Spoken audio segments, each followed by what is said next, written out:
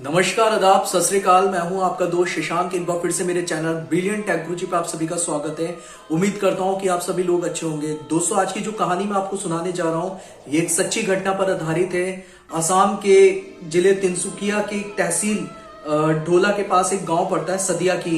ये कहानी मुझे असम के ही रहने वाले डिगबोई के चिन्मोई दास ने भेजी थी और जिसे सुनने के बाद मेरी भी बुरी तरीके से रूह कांप गई थी। तो दोस्तों, आज की जो कहानी मैं आपको सुनाने जा रहा हूँ ये पूरी तरीके से एक सच्ची घटना पर आधारित है। आज से करीब 50 साल पहले, 40 से करीब 50 साल पहले इस जगह पर एक सरकारी डॉक्टर का तबादला होता है, यानी ट्रांसफर होता है। तो ये गुवाहाटी से जब तिनसुकिया के जिले आते हैं, तिनसुकिया जिले के पास में जो ढोला तहसील पड़ती है, जब ये यहाँ पर आते हैं तो जब ये तिनसुकिया के रेलवे स्टेशन पे पहुंचते हैं तो करीब रात का काफी टाइम हो रहा होता है, 1 से 2 के बीच में, और काफी सन्नाटा होता है। तो जो वहां के स्टेशन मास्टर होते हैं वो उनको वहां पे ही रुकने के लिए बोलते हैं, लेकिन इनको जल्दी होती है और मौसम थोड़ा खराब हो रहा होता है, तो इन्हें अपनी लोकेशन पे पहुंचना होता है।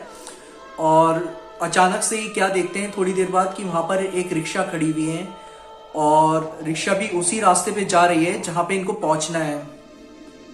और जब ये उस रिक्शा में बैठते हैं, करीब तिनसुकिया से ढोला की डिस्टेंस ऐसी है 15 से 20 किलोमीटर की दूरी पर है। तो रिक्शा वाला कहता है कि बाबूजी मैं वहीं पे जा रहा हूँ और आपको भी वहीं छोड़ दूंगा मैं, और घबराने की कोई ऐसी बात नहीं है।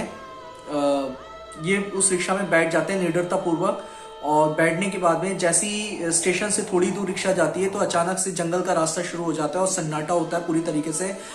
ठंडी ठंडी हवा चल रही होती है और पेड़ों की जो शोर की आवाज होती है वो भी आ रही होती है, और जानवरों की आवाज भी आ रही होती है, रात में जो जंगली गीदड़ होते हैं।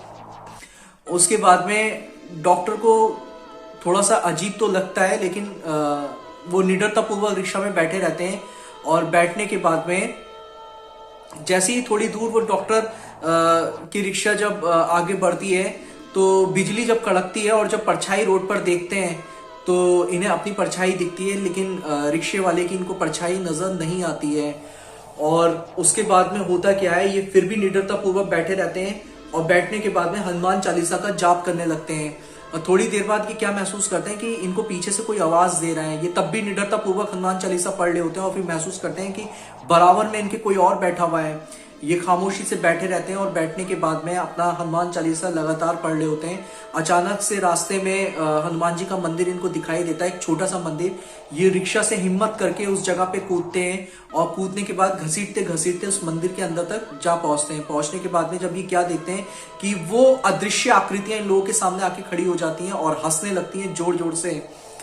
और उस वक्त जो डॉक्टर होते हैं उनका नाम संतोष होता है, संतोष दास।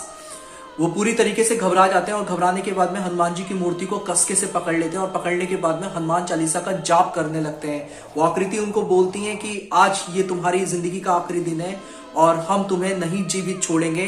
तुम्हारी वजह से हमारे पूरे गांव का सर्वनाश हुआ था, तुम्हारे डॉक्टरों की वजह से ही। और जैसे ही वो आकृतियां मंदिर के अंदर प्रवेश करने की कोशिश करती हैं, लेकिन अच्छी शक्तियों के कारण वो उसमें प्रवेश नहीं कर पाती हैं, और उसके बाद तुरंत डॉक्टर जो होते हैं वो बेहोश हो जाते हैं। अगले दिन उनकी जब आंख खुलती है तो वो अपनी लोकेशन पर होते हैं और उनका जो असिस्टेंट होता है, यानी जो कंपाउंडर होता है, वो उनको पूरी घटना के बारे में बताता है और उनको बोलता है कि आज भी यहाँ पे जितनी बार किसी डॉक्टर ने यहाँ पे आने की कोशिश करी है वो या तो यहाँ से भाग गए या उनके प्राण चले गए हैं। क्योंकि यहाँ पे ऐसा कहा जाता है कि कुछ रासायनिक गैसों की वजह से यहाँ पे गांव वालों का इलाज नहीं हो पाया और उस जहरीली पदार्थ की वजह से उन सभी गांव वालों की मौत हो गई थी, जिसकी वजह से वो आकृतियां जो हैं, जो आत्माएं हैं, वो बदला लेती हैं। लेकिन डॉक्टर साहब ने कहा कि अगर यहाँ पे कोई भी नहीं रुकता है तो तुम कैसे बच गए। उसने कहा कि मेरे गले में माँ काली का ताबीज पड़ा हुआ है जिसकी वजह से मैं बच गया। उसके बाद में डॉक्टर हिम्मत करते हैं और हिम्मत करने के बाद में कहते हैं कि नहीं, मैं ऐसे नहीं जाऊंगा, पूरी सच्चाई का पता लगाऊंगा। और जैसे ही वो रात में बैठे होते हैं और अंधेरा होना शुरू होता है, दिन भर में इन्होंने कुछ 2-4 लोगों को इन्होंने दवाइयां भी दी थी। उसके बाद में जब दिन डलता है तो इनका कंपाउंडर को समझाने की कोशिश भी करता है कि डॉक्टर साहब अब यहाँ से चलना चाहिए क्योंकि उनके आने का समय हो गया है। लेकिन डॉक्टर साहब नहीं मानते और वो कहते हैं नहीं, मैं पूरी बात और सच्चाई का पता लगाकर ही जाऊंगा और उनसे बात करके जाऊंगा कि आखिर वो चाहते क्या है। उसके बाद में थोड़ी ही देर बाद डॉक्टर साहब के सिर पे एक लोहे की रॉड पड़ती है, जिसकी वजह से डॉक्टर लहू लुहान होके जमीन पर आ गिरते हैं। और हिम्मत करके जब ये आंखें खोल कर देखते हैं तो इनको उन्हीं का वो कंपाउंडर नजर आता है, और वो जोर जोर से हंस रहा होता है और वो कहता है कि इस गांव को खाली करवाने वाला शख्स मैं ही हूँ, क्योंकि सरकार से इतना पैसा नहीं मिलता और हम इसकी अंग तस्करी करते हैं, ह्यूमन स्मगलिंग करते हैं।